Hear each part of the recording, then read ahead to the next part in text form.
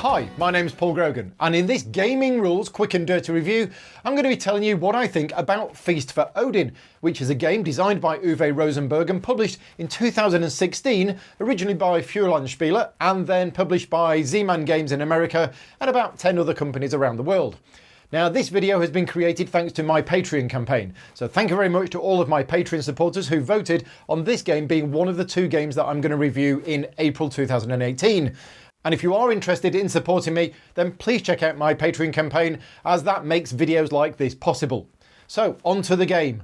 Let me start by saying that I do absolutely love this game. I think it's a great game. So if all you wanted to know is whether I like it or not, then you don't need to watch anymore. But I am going to try and give a balanced review and let you know why I like it and some of the things that I'm not actually too keen on, even though I love the game.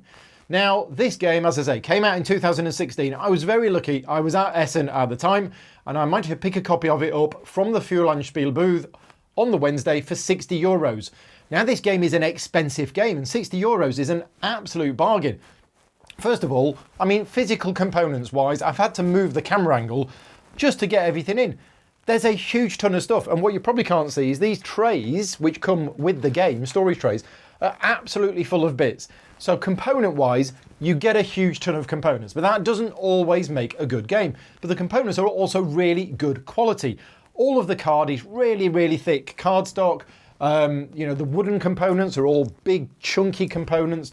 They're all really good. Now, I kind of like it when publishers decide to, okay, we're going to make a big game and let's sort of have no expense spared and let's make the good components, let's make quality components. So I like that for a start. Now, the gameplay itself, for those people who are familiar with Uwe Rosenberg games, then it's similar in a way that you have a number of workers and you place them on the board. It's a worker placement game. You use the spaces. Those spaces collect you stuff which you then use.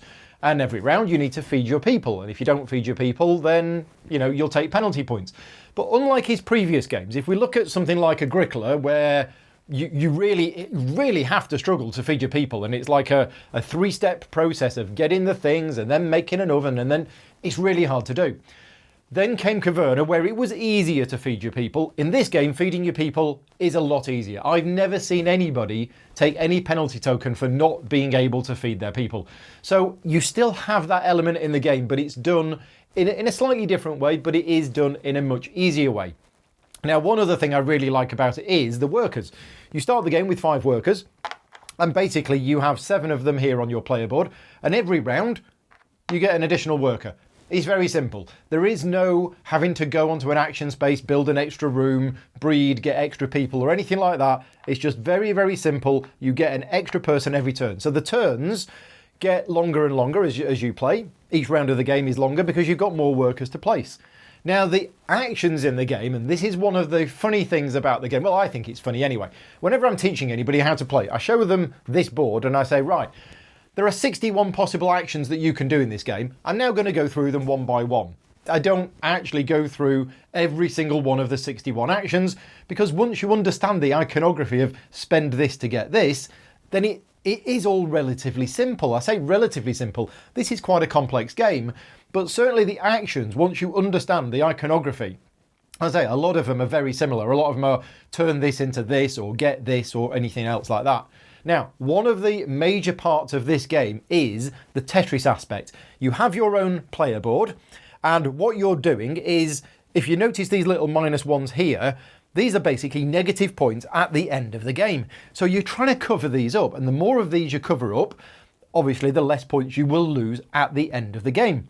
But also, you'll notice the coin track in the middle. Well, if you manage to cover over the spaces, sort of going outwards like this, then that will increase your income. And money in this game is victory points. So every coin you get, every silver coin you get, is actually a victory point. So you are trying to get all of these different pieces and you're trying to place them on the board. There are rules about what can be placed on your board and where they can be placed. Certain colours cannot be placed on the board. Certain colours cannot be placed adjacent to other colours. So the colour of the tile does actually matter as well. Now, there's lots of different choices that you can do in this game. There's so many options that you've got, and you're not going to be doing all of them in every game. You have to kind of decide which bits you want to dabble with, and that will depend on the other players as well, because it's a worker placement game. So if somebody uses a spot, then you can't use it on the same round. But you can go hunting, and hunting you use various weapons, and hunting will get you various bonuses. You can build buildings. You've got all of these extra buildings here which you can use to get extra points. You can go exploring, and you can find new islands which allow you to, it gives you even more space to put more stuff on. And if you do that, you'll get even more bonuses. Sorry, I've knocked off Victor. You can get resources from the mountains. You've got all of these that you can get in two different ways. You can trade for these resources, and you can also conquer. So you've got various ways in which you can get these things. You know, you can go a pillaging if you want to do that route, or you can just trade for them. You have so many choices in the game, and it can be very overwhelming at first. If you're playing this game for the first time, I recommend just not trying to do everything. Just stick to a little bit of it and do that. Other things I like about the game is the game comes with this board, which is actually the sequence of play. So each round follows these 12 steps, and you can move the little marker along so that you don't lose track of where you are in the round. It's just a really, really nice feature to, as I say, give a summary of how the round plays, but also to keep track of where you are. Now, one of the things that I don't like about the game, and I'll tell you this now, and I know a lot of people are going to disagree with me on this because I've had this discussion many, many times. The game comes with a huge number of cards. Right, so you start off with an occupation, I think they're called.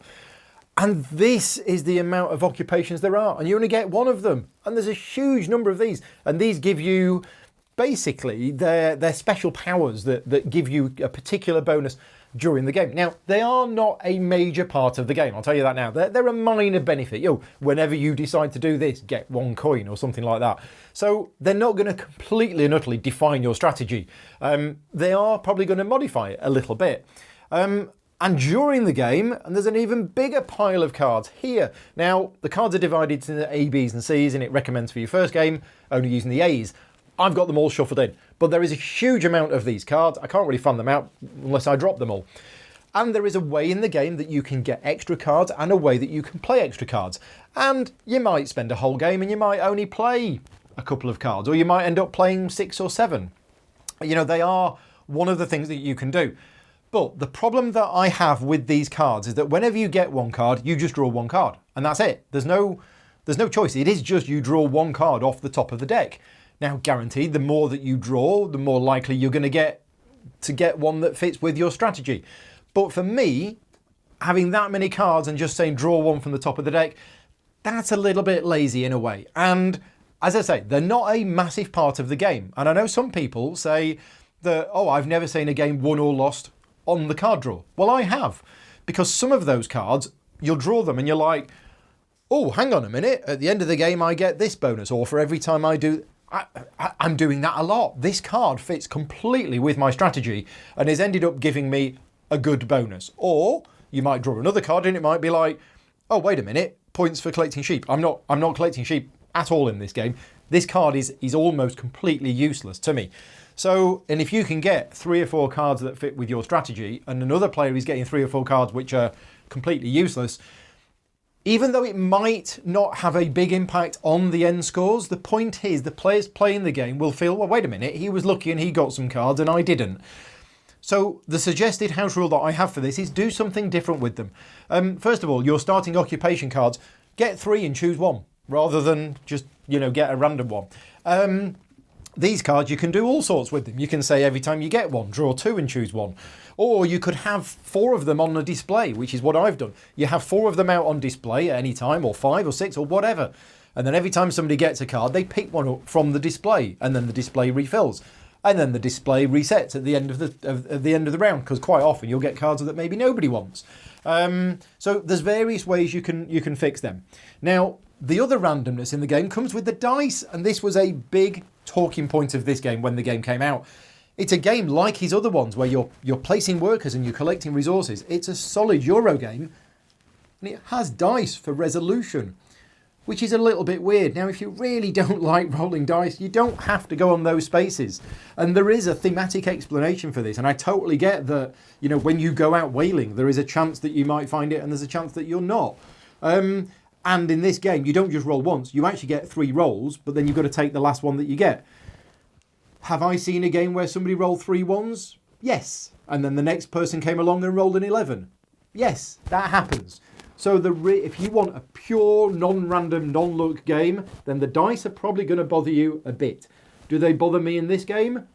Not really, because as I mentioned right at the start, I just really enjoy playing this game. I've played this game, it plays 1 to 4 players. And it plays really well solo, and I can play a solo game of this in about 20 minutes, and I enjoyed it so much I just swept everything off the board and then set it up again and just played again. Because you're doing stuff, almost everything you do in the game is positive, and that's a nice feeling, unlike say Agricola, where everything you're trying to do is to stop negative stuff happening. In this game, okay, you have the negative points that you're trying to cover over, but you're generally able to do that in the game. So moving on to the rulebooks, as you all know, I like to cover how good the rulebook is for this game. And this game doesn't come with just 1 rulebook, it's got 3.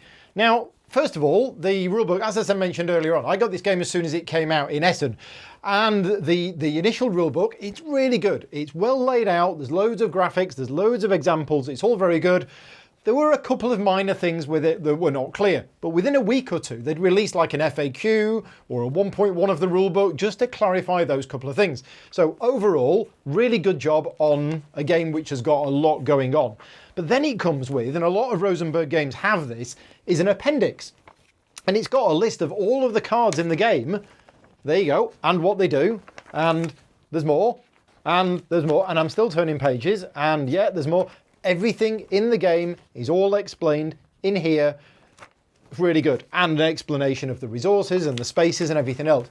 Just a really nice addition. Finally, the almanac of the game. Now this is completely superfluous to the game itself. It's complete flavour.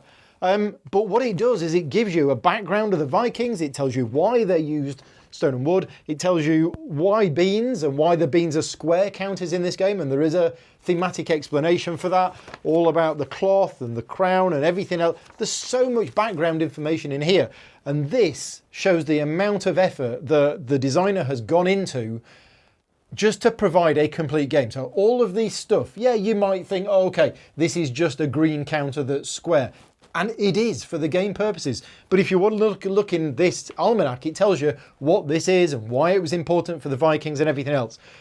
What a game like this, what it says to me, with the quality of the components, the quality of the graphic design, which is fantastic and is really clear, the amount of time and effort that's gone into the rulebook and everything about this game, this is the kind of game I want. I wish every game was like this. I wish publishers and designers took this amount of care and attention over all of their games. So yeah, Almanac, really, really like it when it's done well. So that's pretty much everything I've got to say about the game, apart from the start player pieces and moose. And that's really cool as well. So yeah, there's just so much about this game. Thank you very much to all my Patreon supporters that voted this, because, as I mentioned at the start, I love this game. It was one of my favourite games of that year, and all I want to do is now spend the rest of this day just playing the game, even though I've got 3 rulebooks to write today. So unfortunately, I'm not going to be able to. But yeah, I love this game, and doing a positive review is always a nicer feeling than doing a negative review. So yeah, thank you very much to my Patreon supporters for voting on this as one of the 2 games for this month. I hope you found the video useful. If you have any thoughts and comments, then please post them in the show notes below. As I say, I know not everybody's going to agree with me on my house rule about the cards, and that's absolutely fine. House rules are there for you to use if you want to use them, and if you don't want to use them, then don't use them. But yeah, that's about everything I've got to say. So until next time, take care, and thanks for watching.